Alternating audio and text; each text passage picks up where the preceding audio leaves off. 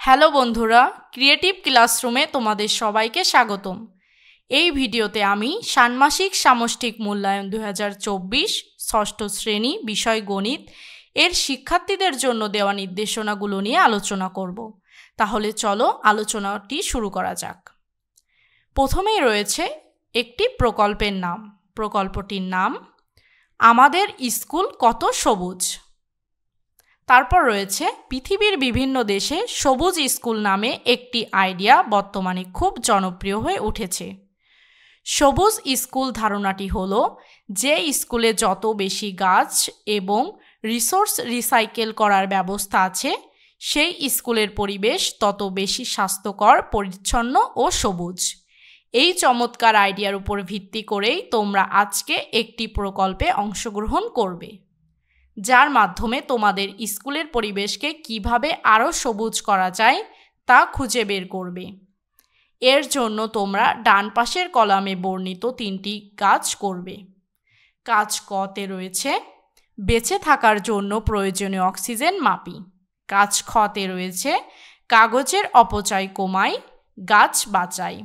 কাজ গতে রয়েছে গাছের যত্ন করি, বিশুদ্ধ পরিবেশ গড়ি। এরপর রয়েছে কাজ ক বেঁচে থাকার জন্য প্রয়োজনীয় অক্সিজেন মাপি।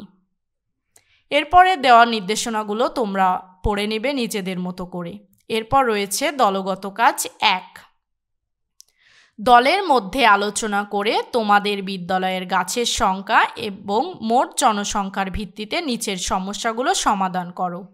দলে আলোচনা ও হিসাব করে সমাধান করবে এবং প্রত্যেকে নিজের খাতায় লিখবে। এরপর তোমরা নিচের প্রশ্নগুলো পড়ে নিবে এবং সেগুলোর উত্তর লিখতে হবে। এরপরে চলে যাই একক কাজ 1-এ। আমার পরিবারের জন্য অক্সিজেন হিসেব করি। এখানে প্রশ্ন 1-এ রয়েছে তোমার পরিবারের সকল সদস্যদের গড়ে প্রতিদিন কী পরিমাণ অক্সিজেন লাগে।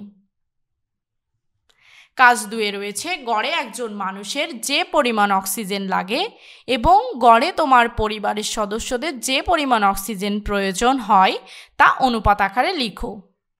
এভাবে পরবর্তী কোশ্চেনগুলো পড়ে পড়ে এগুলোর উত্তর করতে হবে। তাহলে চলে যায় পরবর্তী কাজ ক্ষয়ে। জোড়ায় কাজ কাগজের অপচয় কমাই, গাছ বাঁচাই। নিচে বক্সে দেওয়া নির্দেশনাগুলো অবশ্যই তোমরা পড়ে নিবে। এরপরে চলে যাই পরবর্তীতে রয়েছে জোড়ায় আলোচনা করে সমাধান বের করবে এবং প্রত্যেকে নিজের খাতায় লিখবে। এখানে দেওয়া তোমাদের নির্দেশনাগুলো প্রথমে পড়ে নিতে হবে এবং পরবর্তীতে প্রশ্নগুলো পড়ে নিয়ে উত্তর লিখতে হবে। এরপর রয়েছে কাজ গ গাছের যত্ন করি, বিশুদ্ধ পরিবেশ গড়ি। তোমরা তো বুঝতেই পারছো আমাদের বেঁচে থাকার জন্য গাছ কত জরুরি এবং গাছের যত্ন নেওয়া কত গুরুত্বপূর্ণ। তাহলে চলো এই দলগত কাজের মাধ্যমে বিদ্যালয়ে বাগান করার এবং গাছের যত্ন নেওয়ার পরিকল্পনা করি। এখানে রয়েছে দলগত কাজ 2, যেখানে গাছের রোপণ পরিকল্পনা করার কথা বলা হয়েছে। এক্ষেত্রেও তোমরা নিচে দেওয়া দিক নির্দেশনাগুলোই পড়ে নেবে এবং প্লট 1 এবং প্লট 2-এ দেওয়া নির্দেশনা অনুযায়ী নিচের প্রশ্নগুলোর সমাধান করতে হবে। পরবর্তীতে চলে যায় একক কাজ 2-এ গাছের যত্ন নেওয়ার পরিকল্পনা।